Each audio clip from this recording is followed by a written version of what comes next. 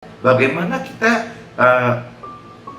ingin berkeinginan, berkehendak untuk cari kenikmatan hidup di dunia fana ini udah gak ada. Jadi semua ya untuk Tuhan, ujungnya itu. Kalau memang kita sudah benar-benar pure mengenal soal kebenaran Tuhan, meskipun tidak mudah, karena kita kan punya daging, kadang-kadang berontak untuk urusan itu.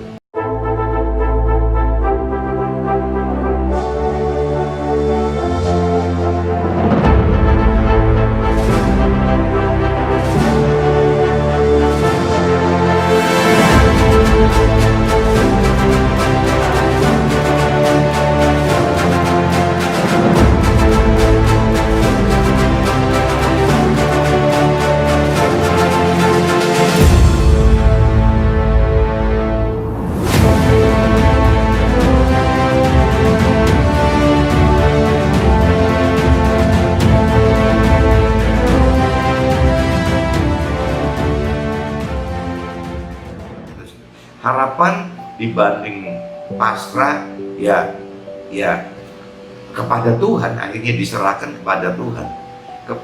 Pasrah kepada Tuhan itu ya rancangannya tidak pernah terpikir gitu. Rancangan Tuhan itu tidak pernah bisa dipikirkan oleh kita mau apa.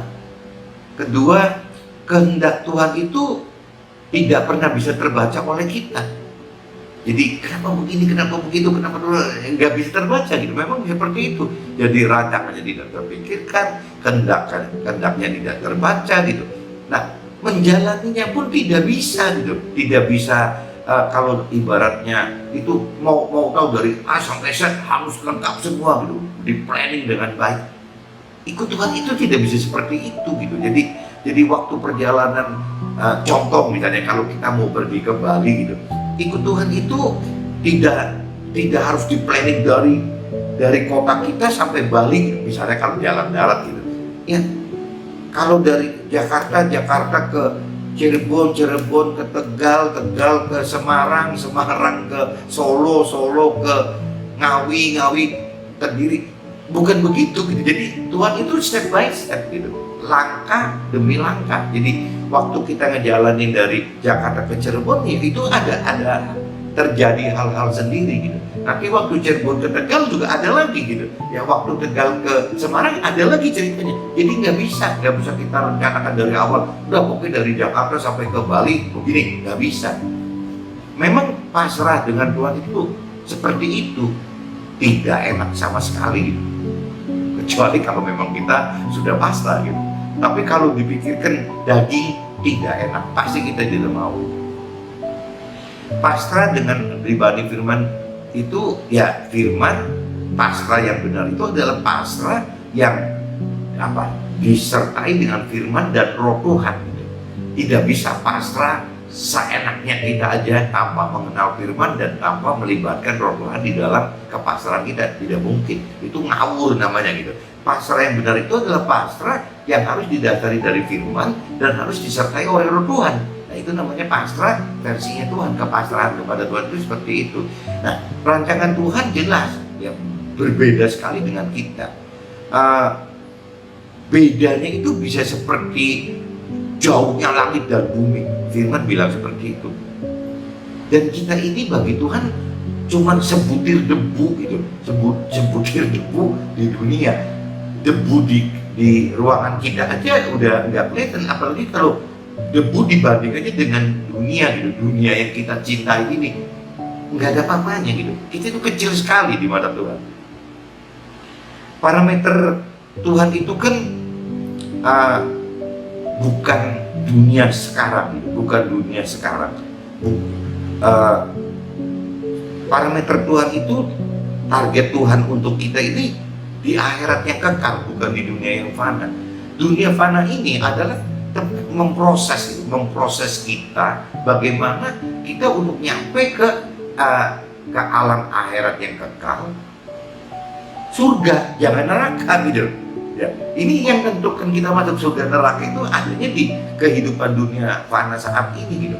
Kalau kita tidak hati-hati, ya kita akan masuk ke dalam kehidupan kekal yang di neraka. Nah itu kan silakan kita mau masuk surga kok masukin neraka. Nah itu kalau kita masuk surga, basically kita harus mengalami proses hidup yang sesuai dengan firman itu gitu. Firman terjadi, dan firman itu akan kita mampu lakukan apabila ada roh Tuhan. Tanpa roh Tuhan tidak mungkin kita mampu melakukan firman Tuhan gitu, nggak mungkin.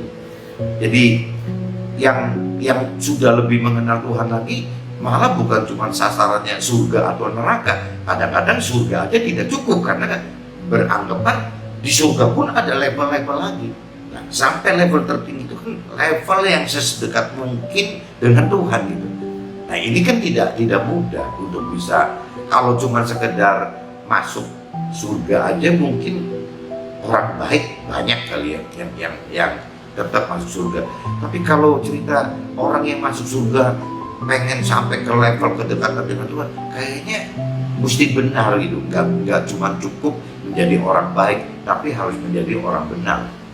Nah ini yang kita, untuk menjadi orang benar ini, kita butuh proses hidup di dunia ini dengan parameter firman-firman Tuhan dan roh Tuhan itu. Kesuksesan duniawi itu kan, umur kita di dunia kan cuma firman-firman 70-80 tahun. Jadi umur kesuksesan di dunia itu cuma 70-80 tahun. Tapi kalau umur keselamatan di akhirat itu kan tidak terbatas gitu, unlimited.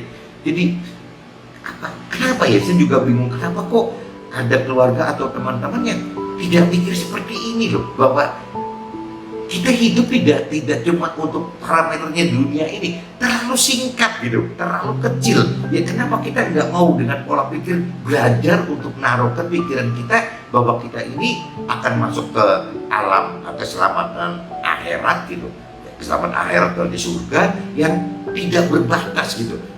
Apa artinya kalau pengertian kita udah ke situ, apa artinya kita hidup di dunia yang sekarang ini gitu, nggak ada artinya. Jadi sudahlah, kita mesti semua preparation hidup, persiapkan untuk masuk ke dalam keselamatan yang alam kekal yang di surga itu harus bagaimana. Tidak ada jalan lain kecuali kita harus baik dan meningkat menjadi benar. Kenapa? Karena kalau baik itu jangan-jangan masuk surga tapi di level-level dasar gitu. Tapi kalau cerita kita orang benar itu, kita masuk surga dengan level-level yang jauh lebih tinggi, jauh lebih dekat dengan Tuhan gitu. Tapi kalau orang jahat, orang tidak benar, ya tempatnya di neraka. Itu sih pasti gitu. Mungkin pagi ini sharing untuk harapan dan kepasrahan itu seperti ini. Jadi harapan juga ada harapannya, mau apa kategorinya, mau harapan diri sendiri atau orang lain atau Tuhan. Sedangkan kepasrahan juga sama. Pasrah itu apakah pasrah seenak kita sendiri gitu, atau pasrah versinya memang pasrah sama Tuhan, kita mesti hidup harus bagaimana. Mudah-mudahan sharing pagi ini bisa ditangkap maknanya gitu dan bisa berguna. Dan sekali lagi, apabila memang untuk keluarga dan teman-teman merasa diberkati dengan sharing semacam ini, tolong bagikan lagi ke keluarga Anda atau teman-teman Anda yang lain gitu, karena memang Tuhan cuman pengen kita seperti itu kok.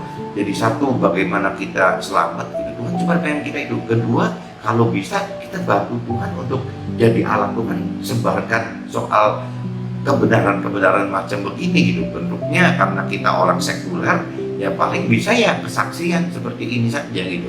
Kita nggak perlu harus punya target khotbah di mimbar, itu kan ada bagiannya rohaniawan, bukan bagian kita gitu. Kita kan ada di sekuler, ya kita seperti ini saja.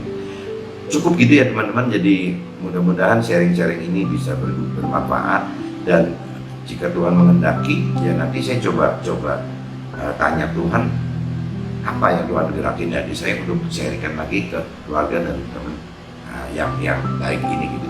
Oke teman-teman, see you, sampai ketemu yang akan datang, bye bye.